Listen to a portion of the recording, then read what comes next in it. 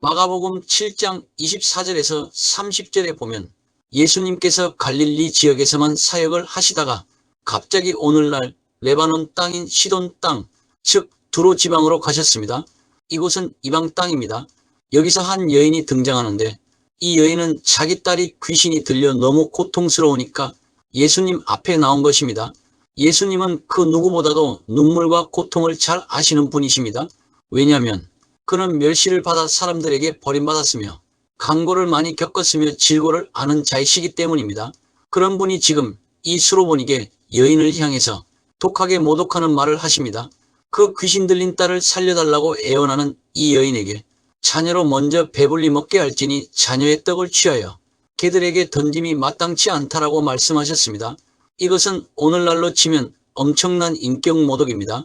즉 이방인 너희들은 개인데 유대인들, 즉 내가 내 자녀들에게 구원을 주러 왔지 깨같은 너희들에게 구원을 주러 온 것이 아니라고 말씀하신 것입니다. 이건 정말 모진 말씀입니다. 이런 말을 누군가를 통해서 들으면 우리 마음에 상처를 받게 마련입니다. 이럴 때는 내가 하나님의 사랑의 대상이 아닌 것 같습니다. 어떻게 이런 말씀을 하실 수가 있을까? 그러나 여기서 알아야 하는 것은 주님은 그 사람의 가장 깊은 곳도 통찰하고 계신 분이십니다. 즉 예수님은 이 여인의 믿음을 이미 보셨습니다. 이 여인의 입에서 어떤 말이 나올지를 예수님은 벌써 알고 계셨습니다. 바로 이 여인의 이러한 믿음을 오늘날 우리가 본받으라고 이 여인을 본보기로 이러한 모진 말씀을 하신 것입니다. 나 같으면 화가 나서 참지 못했을지도 모릅니다. 그러나 이 여인은 주여 그렇습니다. 저는 개입니다. 올소이다마는 상 아래 개들도 아이들이 먹던 부스러기를 먹나이다. 다시 말해서 주님 저는 개라도 좋습니다. 개보다도 더 못한 죄인입니다. 그러나 주님 저를 불쌍히 여겨주십시오라고 고백하는 겁니다. 주님은 이 여인의 이 믿음을 너무도 귀하게 보셨습니다. 여자여 내 믿음이 크도다 내 소원대로 되리라. 즉 내 딸이 이미 나았다라는 말씀입니다. 사실 저 같으면 사람들에게 욕을 먹고 멸시, 천대를 받는 것은 참을 수가 있지만 이 여인처럼 주님께 이러한 소리를 듣는다면 참지도 참아지지도 않을 것 같습니다. 그런데 이 여인은 너무도 겸손하게 자기를 낮추는 모습을 보여준 것입니다. 이러한 자세가 우리에게도 필요합니다. 모든 걱정, 염려, 근심이 내 안에 계신 성령님이신 예수님이신 보화로 말미암아 깨끗하게 사라지기를 소원합니다. 그러면 이제부터 먼저 사람들이 가장 선호하는 앵콜 공연을 예수님께서 한번 하시는 것부터 보겠습니다. 즉 5,000명을 먹이신 사건에 환호한 군중들에게 이번에는 4,000명을 먹이시는 리바이벌 공연을 한 번 더 하십니다. 이것은 오병이어의 기적과 구별하기 위해 칠병이어 기적이라고 하겠습니다. 여기서 오병이어의 기적이 어떻게 일어나게 되었는지를 알 수가 있습니다. 병원에서 의사들이 환자들을 본다고 해도 쉬지 않고 봐도 하루에 환자를 300명 정도밖에 볼 수가 없습니다. 그런데 벳세다 광야에 모인 사람들은 수만 명인데 누가복음 12장 1절에는 수만 명이 모여 서로 밟힐 정도였다고 기록하고 있습니다. 그 사람을 일일이 안수하시면서 다니시는데 하루에 1,000명 했을까?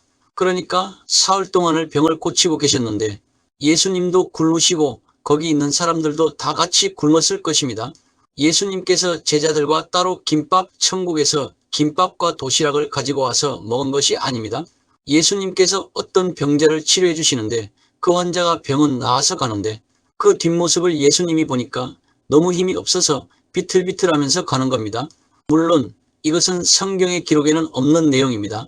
그러나 저는 이 부분을 묵상할 때 성령님의 조명으로 깨닫게 해주시기를 예수님께서 아마 한참을 흐느껴 오셨을 것으로 느껴집니다. 저 사람이 병을 치료하기 위해서 사흘을 굶으면서 기다렸다가 병은 나았는데 힘이 없어서 비틀비틀 걸어가는 그 모습이 너무도 불쌍히 보셨습니다.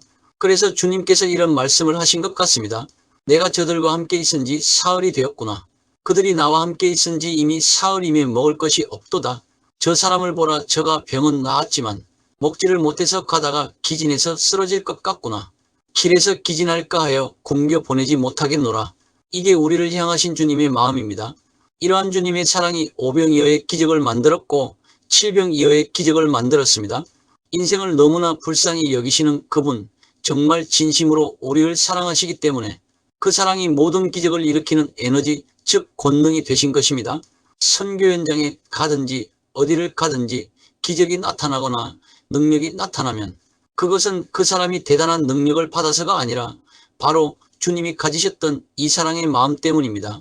그 영혼에 대해서 정말로 긍휼히 여기고 불쌍히 여기는 그 사랑이 나의 양식이고 나의 생명의 열매가 되어야 합니다.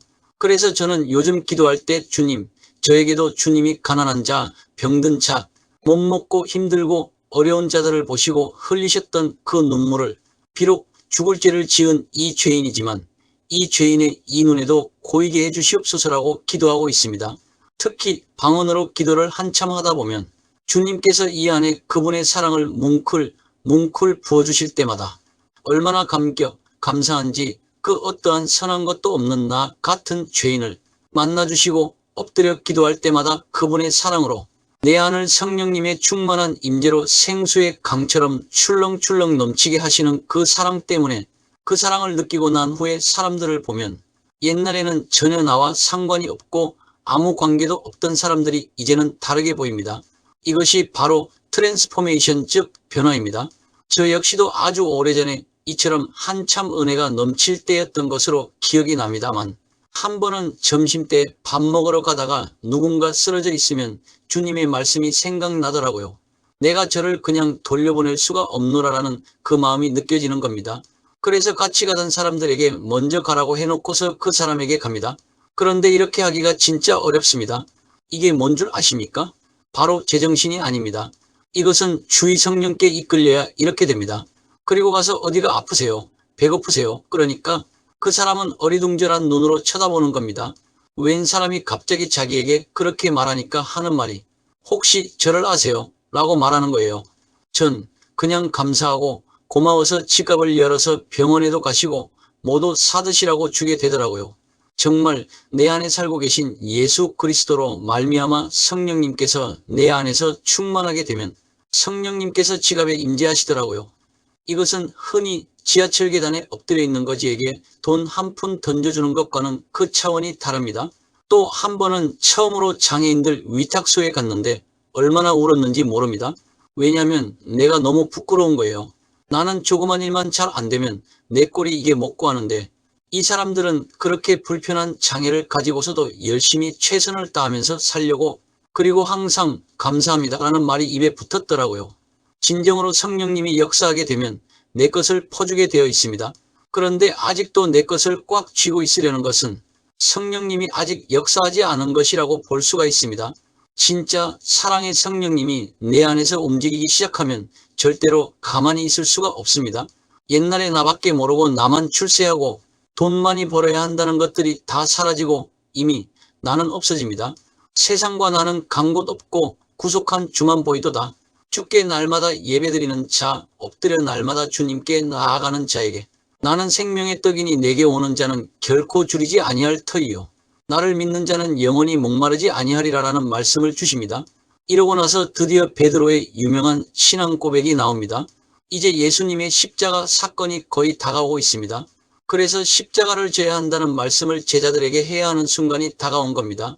예수님께서는 공생의 기간 동안 3번에 걸쳐서 십자가를 질 것을 미리 예고하셨는데 그 중에 첫 번째 예고가 지금 나옵니다. 갈릴리 호수 바로 위에 또 하나의 조그마한 호수가 있는데 이름이 hul레 호수입니다. 그리고 거기서 조금 오른쪽으로 가면 가이사랴 빌립보 지역인데 이 지역은 로마의 황제 팔립의 이름을 딴 지역입니다. 여기서 예수님께서 제자들에게 다음 질문을 하십니다. 예수께서 빌립보 가이사랴 지방에 이르러 제자들에게 물어 이르시되 사람들이 인자를 누구라 하느냐? 이르되 더러는 세례 요한, 더러는 엘리야, 어떤 이는 예레미야나 선지자 중에 하나라 하나이다. 이르시되 너희는 나를 누구라 하느냐? 이 질문에 베드로 왈주는 그리스도시요 살아계신 하나님의 아들이시니이다라고 답을 합니다. 그런데 이것은 베드로가 제정신으로 한 말이 아닙니다. 그래서 예수께서 바요나 시몬아 내가 복이 있도다. 이를 내게 알게 한 이는 혈육이 아니요 하늘에 계신 내 아버지시니라. 즉 성령님께서 이런 고백을 하도록 이끌어내셨다는 것입니다. 그래서 예수님이 대단히 칭찬을 해주십니다. 너는 베드로라 즉 내가 너를 베드로라고 이름을 바꿔주지 않았느냐라는 말입니다. 내가 이 반석 위에 즉 너의 이런 믿음 위에 내 교회 신앙 공동체를 세우리니 음부의 권세가 이기지 못하리라.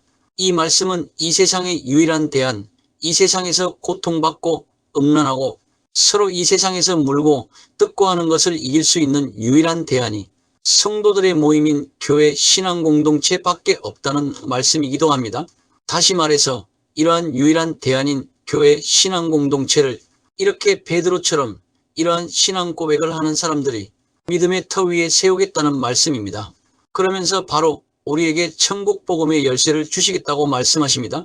내가 천국 열쇠를 내게 주리니 내가 땅에서 무엇이든지 매면 하늘에서도 매일 것이요 내가 땅에서 무엇이든지 풀면 하늘에서도 풀리리라. 그런 후에 예수님께서 십자가의 순환을 예고하십니다.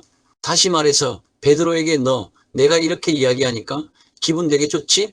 그런데 이렇게 교회 신앙 공동체가 탄생하려면 내가 죽어야 한다라고 말씀을 하십니다.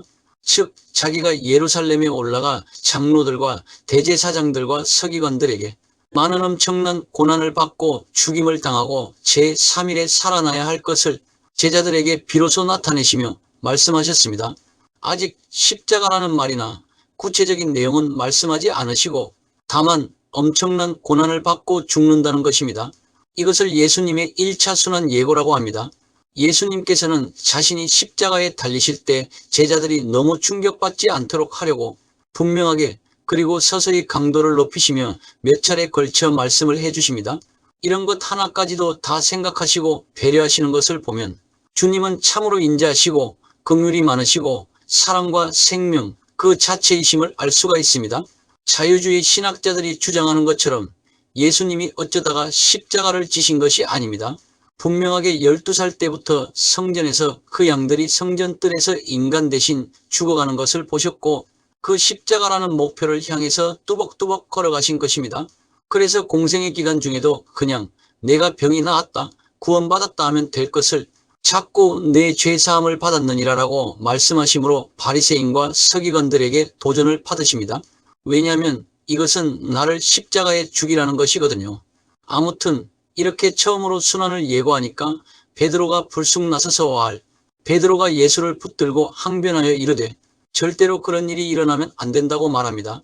주여 그리 마옵소서. 이 일이 결코 주께 미치지 아니하리이다.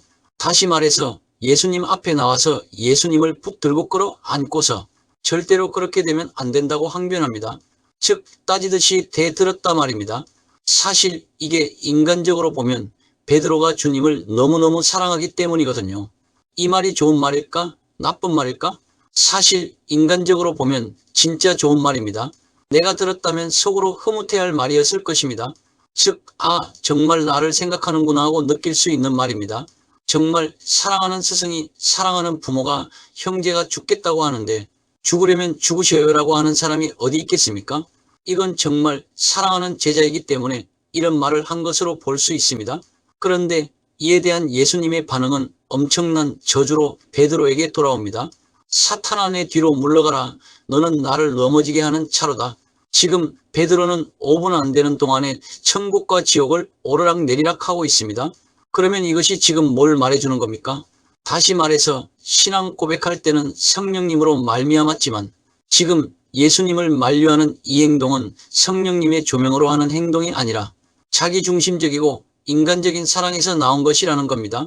그러나 자기중심적이고 인간중심적인 사랑에서 나온 말들은 아무리 강렬해도 인간적인 고백과 행동일 뿐입니다. 그 배후에는 사탄이 있습니다.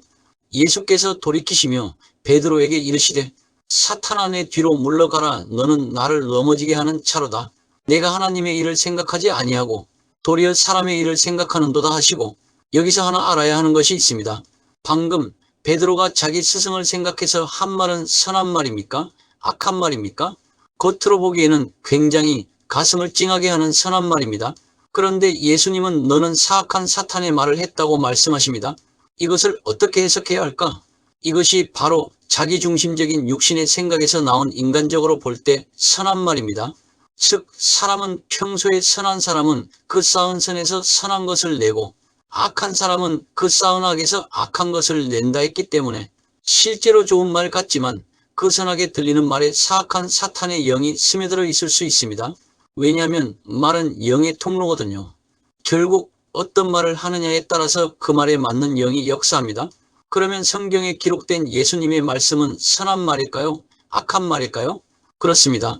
예수님의 입에서 나오는 말씀은 악한 말이 하나도 없습니다. 다만 그것이 인간적인 잣대에서 볼 때 악한 말로 들릴 수는 있습니다. 예를 들면 독사의 자식들아, 사탄아 내 뒤로 물러가라. 외식하는 서기관과 바리새인들아, 지옥의 자식들아라고 하신 예수님의 말들이 그런 말들입니다. 그러나 이 말 역시 다 선한 말입니다. 다만 이 말을 우리가 하면 악한 말이 됩니다. 왜냐하면 우리는 이런 말을 할 때 상대를 정죄하려는 마음을 가지고 하기 때문이거든요. 그러나 살아계신 하나님의 생명의 말씀을 입으로 시인하면 이 말씀의 주인이신 주의 영 즉 성령님께서 역사하기 때문에 선하고 악하고를 떠나서 성령님께서 주시는 생각에서 나오는 말만 하게 됩니다. 그래서 살아계신 하나님의 생명의 말씀을 가지고 기도하면 성령님께서 역사한다는 말이 바로 그런 뜻입니다. 이처럼 말이 영의 통로인데 노래방에 가서 사랑은 눈물의 씨앗, 이별의 슬픔, 미쳤어, 죽어도 못 보내, 가슴에 총 맞은 것처럼 오빠 강남스타일, 오빠는 딱 내 스타일 같은 노래 가사를 자꾸 따라하면서 그것도 눈 감고 하면 그 가사가 영의 통로를 통해서 자기 안에 자리 잡게 된다는 것을 알아야 합니다. 이때는 절대로 성령님께서 하늘 가르고 능력으로 임재하지 않으십니다. 오직 사탄의 영만 임재할 뿐입니다. 당연히 세상 노래를 하면 세상의 영이 우리 속에 계속 임재하게 됩니다. 아침에 눈을 떠서 하루하루 그 움직임이 우리 안에 영을 임재시키기 때문에 그 움직임이 어디를 향하고 있느냐가 굉장히 중요합니다. 교회 신앙 공동체를 다니는 사람이 전날 밤새도록 미쳤어를 부르다가 아침에 눈을 뜨면 머릿속에 미쳤어 노래가 떠오르게 마련입니다. 그러니까 하루 종일 미치는 일만 생기는 것은 당연합니다. 그래서 말을 굉장히 조심해야 합니다.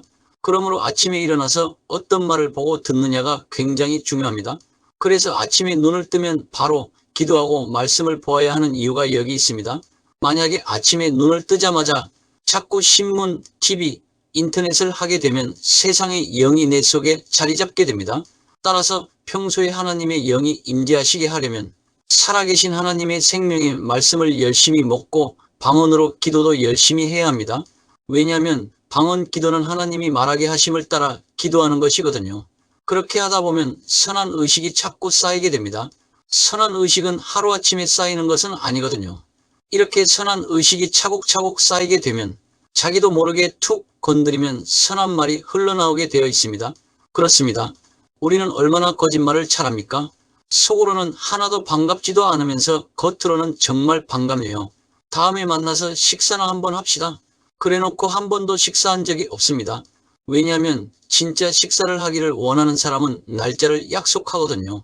이런 것들이 겉으로는 선한 말을 하는 것으로 보이지만 속으로는 허망한 말을 너무 많이 한다는 것을 보여주는 예입니다. 온유한 입술에 악한 마음은 낮은 운을 입힌 톡이니라. 다음 시간에 계속하겠습니다. 많은 관심과 구독과 좋아요, 알림 설정은 영상 제작에 큰 힘이 됩니다. 감사합니다.